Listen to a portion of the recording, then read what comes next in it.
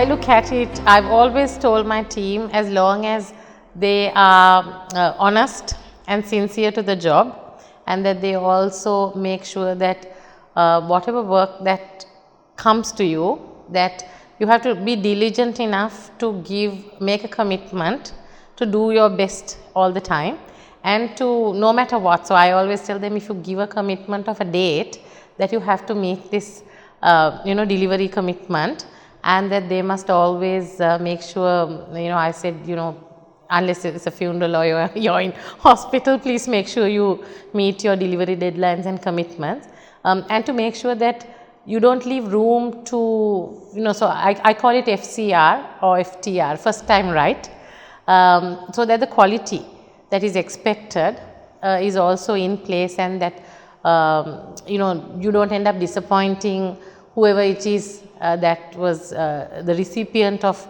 your work. Doesn't have to come back to you back and forth or be disappointed or say this is not what we discussed or this is not what we expected. So to meet expectations. So I think that really is what I always tell my team, and it's worked for me, it's worked for the longest time. Once you build credibility and people know you're reliable, right, then they are very comfortable and happy to work with you.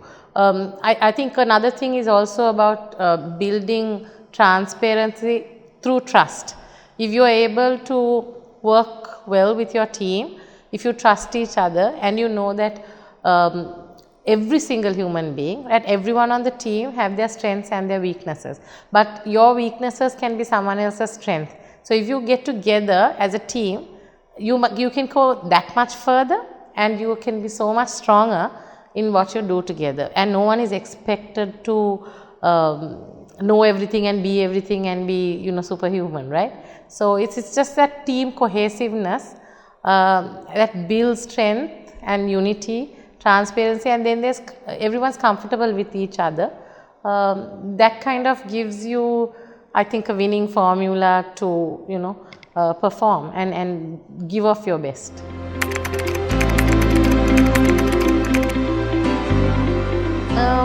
I think from a very early age, even when I think of back in school or anything that I've been in, whether it's a friends team, relations, your cousins, school groups, whatever, I've always, and back then I guess people say it like, like a bossy child or whatever, right? And I don't know whether it's because it comes from me being an only child. I always sort of try to take the lead. I'm always telling people, let's do this, let's do that, do this, let's go here, we'll do that, So it's from an early age, I think for always, I've got kind of this natural ability to pull people together to do things. And even from an early age, I always like to call out things which are good or things which are not right. So even as a kid, even if it was with my own cousins or friends, I'd say, no, this is not right and I want to fight for it kind of thing. So I think it's that ability thereafter, once I got into the workplace, those natural kind of leadership skills continued, and then you keep building on it as and then that becomes your strength. So I would say I've always wanted to sort of be leading the pack in whatever it is that I got into and got myself into. Having said that, if something is not what I like, if something is not what I am comfortable with, and I feel that I can't give off my best, then I wouldn't get into it. I'll probably stay away from it.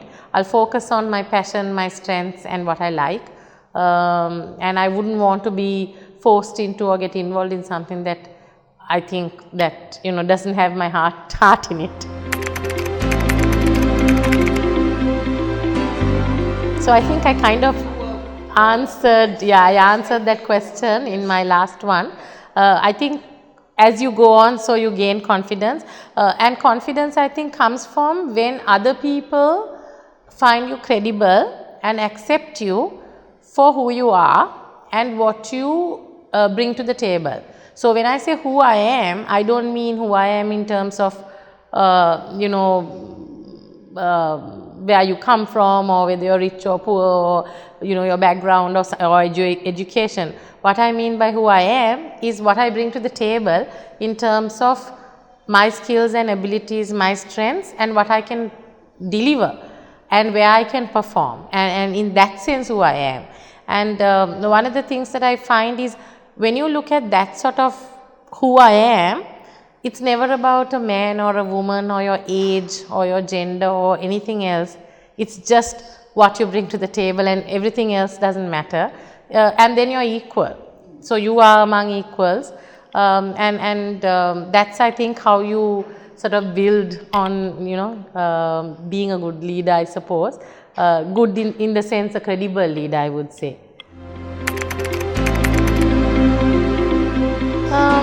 So I think a couple of women inspire me in different ways. I would think Mother Teresa from a point of view of leadership without a title, and humility, and working towards a purpose from a very humanitarian point of view, where I feel, her strengths were being kind and, gathering people around and wanting to do something, no matter how small, in your corner of the world, right?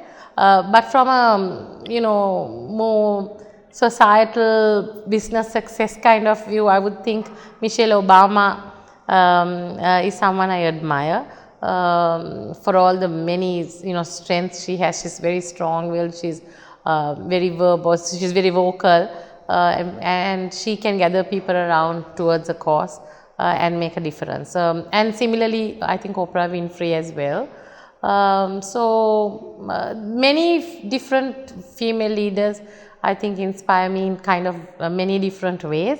And it's not just the female leaders, I also have, one or two male leaders that are a big inspiration that I look up to, especially my boss of some 20 odd years, Dr. Hans Vijayasuriya, ever since I started work at Dialogue. So I've learned much from him, and certainly admire, and I'm guided by the many wonderful things I've been able to learn from him as well. I kind of spoke about a few of them. So first thing is, I think you need to be humble, you need to be approachable, and humility is a big thing for me. I would say trust and transparency is another huge thing for me. I like to be very direct up front when dealing with people and situations. I don't want to sort of window dress it or sugarcoat anything. What you see is what you get, and most people appreciate that.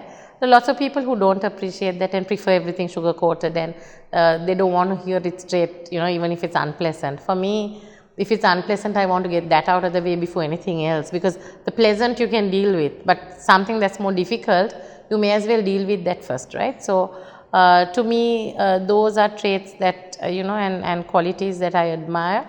The other is that, like I said, keeping your promises and making sure that your work or whatever you're delivering is of high quality and standard. So that is important as well to me.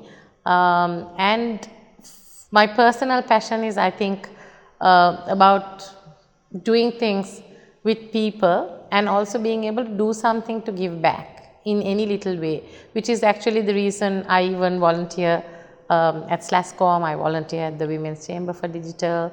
I work, closely also with women in management and so many different, voluntary organizations, purely because I think if there is room to make an impact in whatever little way, then we need to do that. So it's also about sharing knowledge and collaborating with others to kind of bring about positivism, I would say, is what it is. So for me, travel is like a big thing in my life. In the last 20 odd years, every single month literally, I've been traveling. So for me, I really need once a month to go somewhere, right? Even if it's for a weekend, to go off on a shopping trip, to go out with my friends, to some place. And of course, I had some standard, I have a bucket list. So I tick off every year and I plan with my friends the big holidays.